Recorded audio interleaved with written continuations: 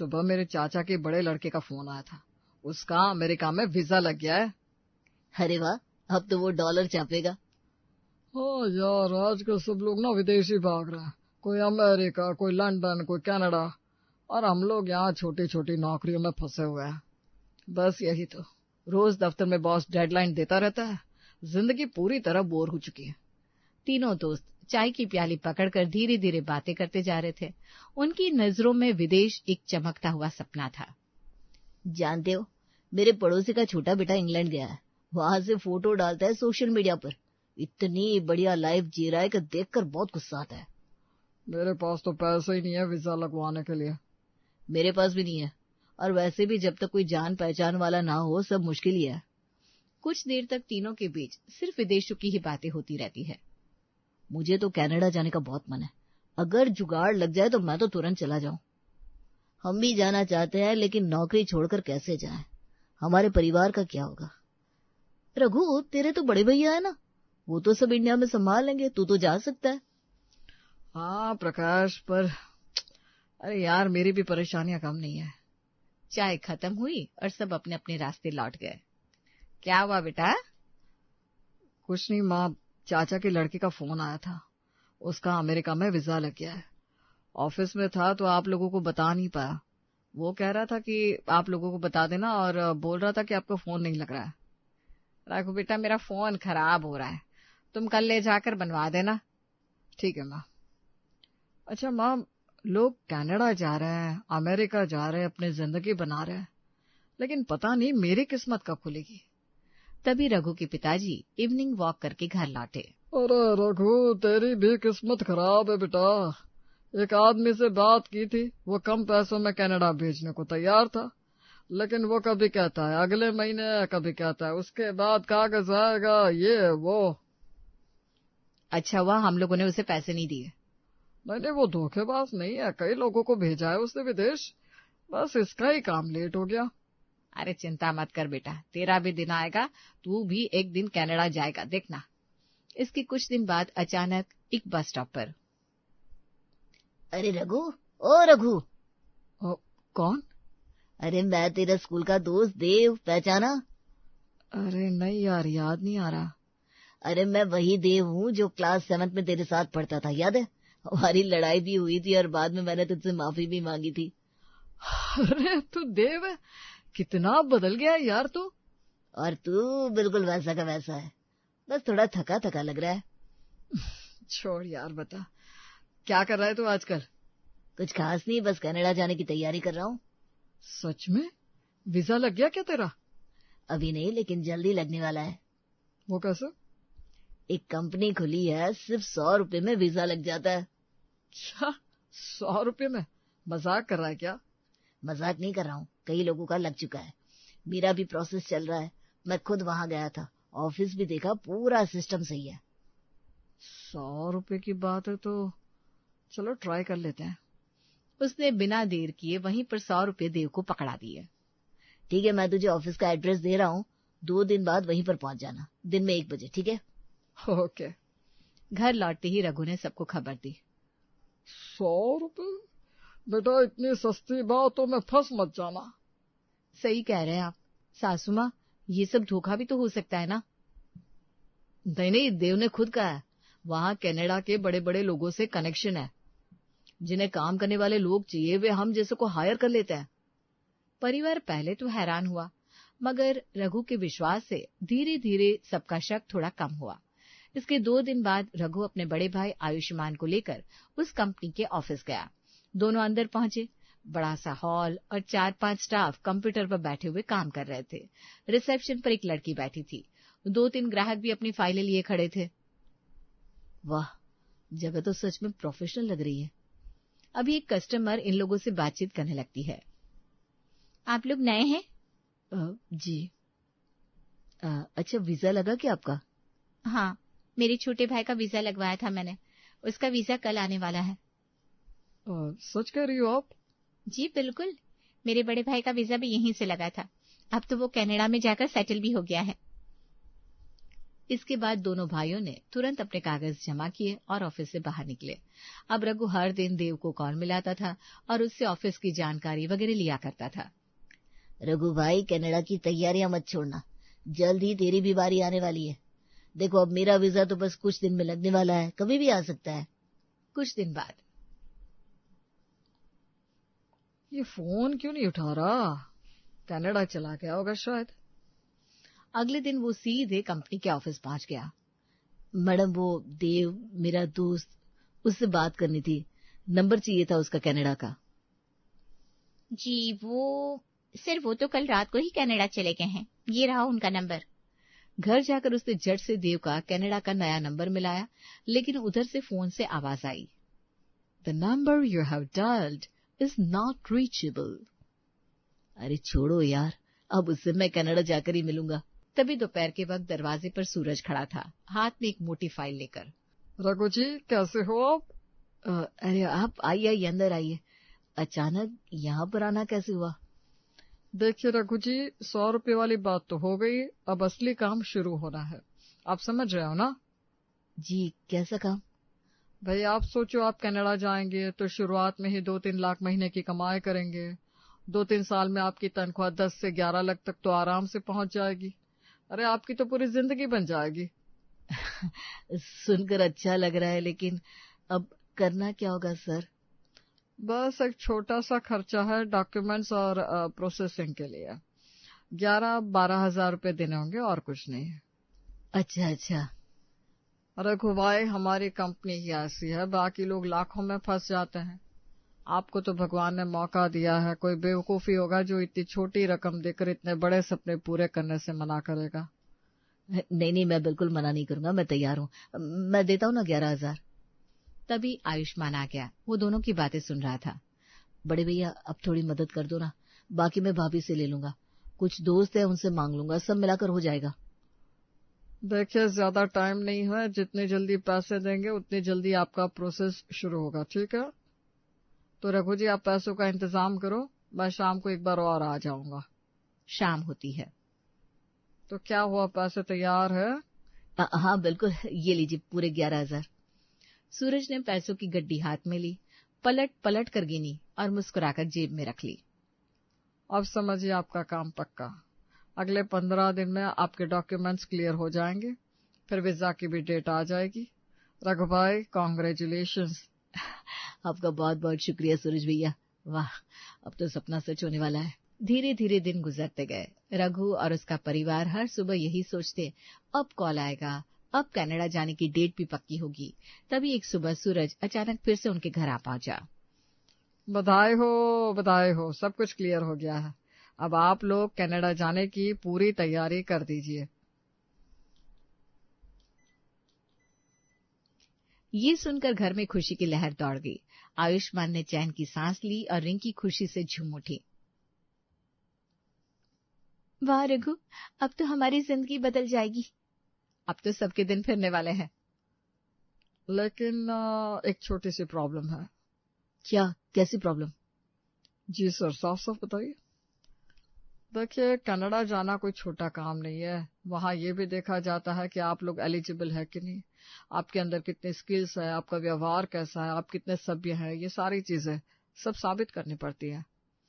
अरे पर हमें करना क्या होगा? अब कुछ मुश्किल नहीं है। हमारे कलीग्स आएंगे आपके घर, छोटी छोटी ट्रेनिंग देंगे रघु को, जैसे कि वहाँ कैसे बात करनी है, कैसे खाना बनाना है, किस तरह टेबल पर बैठना है, ये सब आपको सिखाया जाएगा।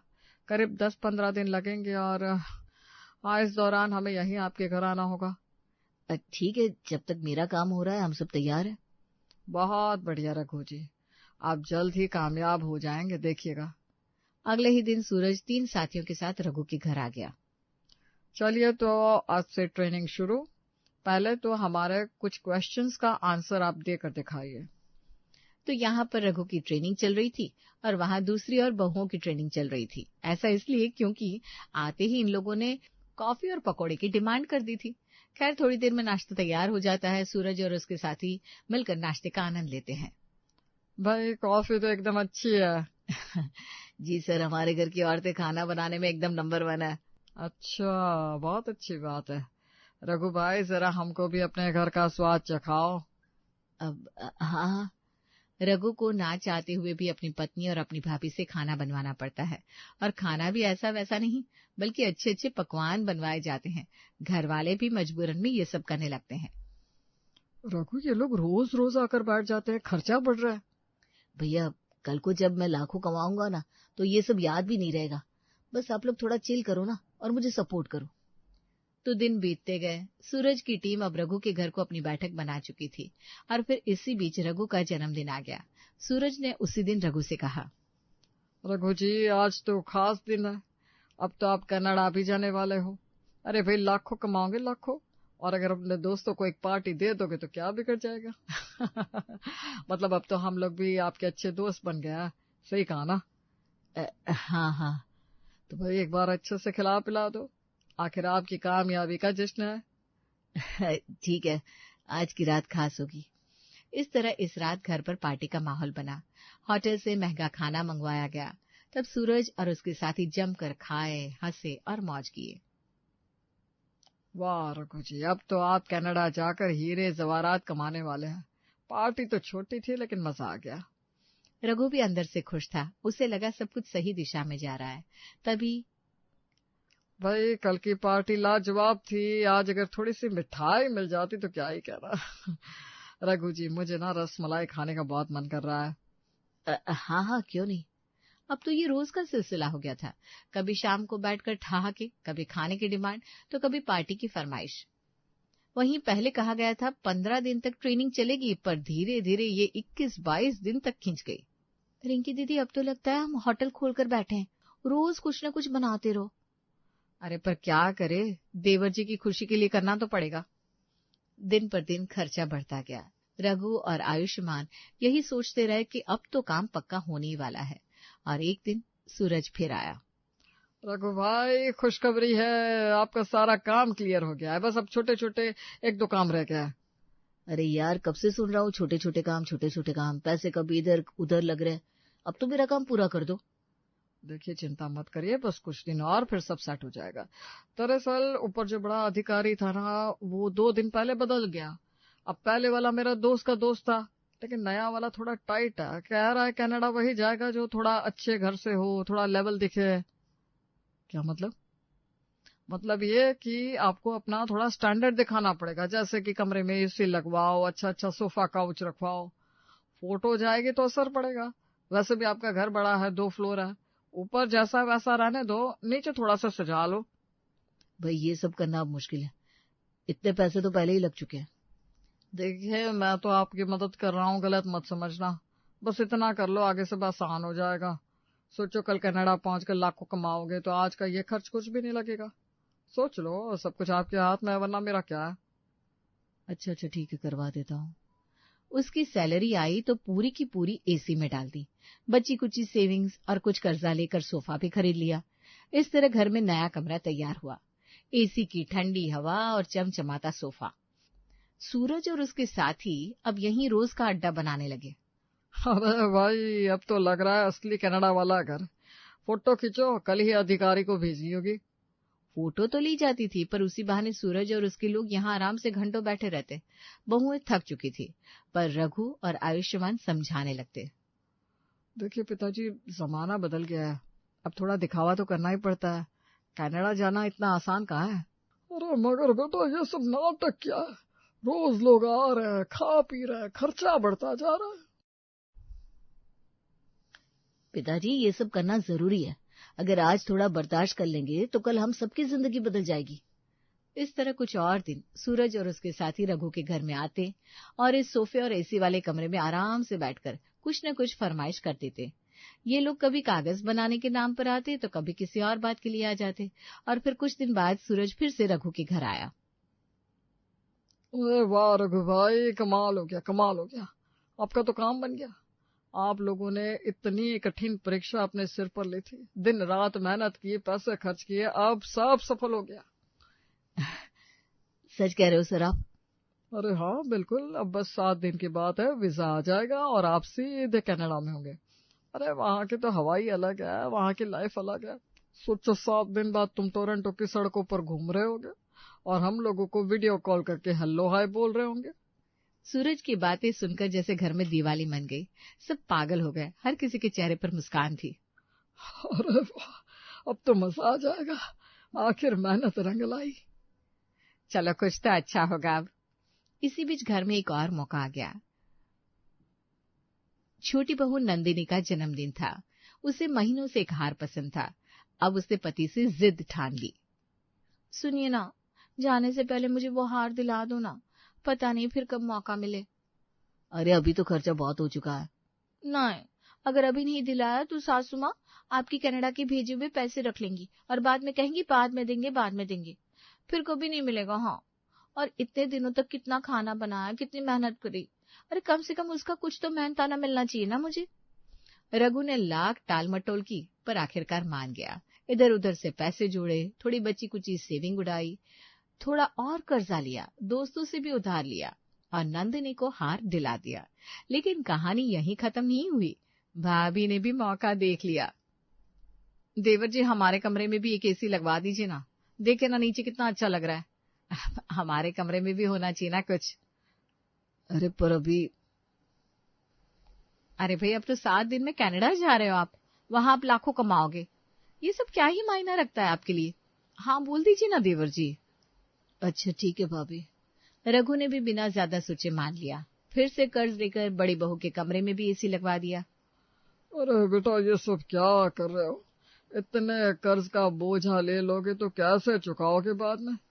अरे पिताजी, बस कुछ दिन की बात है, कनाडा पहुंचते ही सब चुका दूंगा। वहां की तनख्वाह लाखों में होती है। घर में अब सब सपनों की दुनिया में जी रहे थे। हर कोई अपनी अपनी फरमाइश पूरी करवा रहा था। रघु और आयुष्मान अपने अपने हिस्से की सेविंग उड़ाते जा रहे थे। कर्ज बढ़ता जा रहा था, लेकिन सबके दिल में सिर्फ एक ख्वाब था, कनाडा का। तो चलो, अब तो मैं परसों कनाडा जाने ही वाला हूँ। ऐसा करते हैं कि आज एक अच्छी सी पार्टी रखते हैं और उसमें पूरी फैमिली को बुलाते हैं। कम से कम उन्हें भी तो थोड़ा सा दिखाना पड़ेगा भाई। वो अपने परिवार वालों को, रिश्तेदारों को, नजदीकी दोस्तों को बुलाता है। घर में बड़ी पार्टी रखी जाती है जिसमें बाहर से बहुत कुछ मंगवाया जाता है। अरे बेटा, क्यों खर्चा कर रहा है इतना? अरे माँ, तुम इन छोटे मोटे खर्चों की चिंता मत करो, अब तो घर में पैसों की बारिश होने वाली है। पार्टी में खूब धूम रहती है। हंसी मजाक, गाने, नाच तक होता है और सब रिश्तेदार बधाइयां भी देते रहते हैं। अरे रघु बेटा, कहीं कनाडा जाकर हमें भूल तो नहीं जाओगे ना? अरे नहीं नहीं, आप कैसी बात कर रही है चाची जी। इस तरह पार्टी खत्म होती है। अगला दिन आता है। रघु और आयुष्मान सोचते हैं कि अब जब सब कुछ तय हो ही गया है तो क्यों न अपने परिवार को खुश कर दिया जाए। इसलिए दोनों भाई माँ को, भैया भाभी को, पत्नियों को, सबको लेकर शॉपिंग पर निकलते हैं। मुझे तो साड़ी चाहिए, मुझे पर्स और जूते, मुझे बस एक रुमाल दिला दे वही ठीक है। अरे चंपा, कितनी टेंशन ले रही हो। अच्छा छोड़ो बच्चों, मुझे ना वो वाला कुर्ता दिलवा दो। रघु बिना सोचे सबको जो चाहिए दिला देता है। कार्ड से पेमेंट करता है। लोन बढ़ता चला जाता है, पर उसको परवाह नहीं थी। और फिर आता है वो दिन जिसका इंतजार सब कर रहे थे। कोई फोन आया क्या? नहीं, शायद कल आएगा। और ये सूरज सर का तो कॉल ही नहीं लग रहा। पर 8वां दिन भी निकल गया। न सूरज का फोन आया न देव का। रिसेप्शनिस्ट का नंबर भी बंद मिला। भैया, अभी के अभी ऑफिस जाना होगा। रघु और आयुष्मान तुरंत ऑफिस पहुंचते हैं। बाहर का शटर खुला था, पर अंदर घुसते ही जैसे पैरों तले जमीन खिसक गई। पूरा ऑफिस खाली पड़ा था और तो और टेबल कुर्सियां तक गायब थी। भैया, ये क्या हो गया? थोड़ी देर में और लोग भी वहां आ गए। सबका हाल वही था। हर किसी के चेहरे पर निराशा, गुस्सा और बेबसी थी। ये सब फ्रॉड था और हम सबको बेवकूफ बनाया गया। रघु वहीं ऑफिस के सामने खड़ा रह गया और सिर पकड़कर बैठ गया। तभी बातों बातों में रघु और आयुष्मान को पता चलता है कि देव तो बिट्टू नाम की इस आदमी से भी दोस्त बनकर मिला था।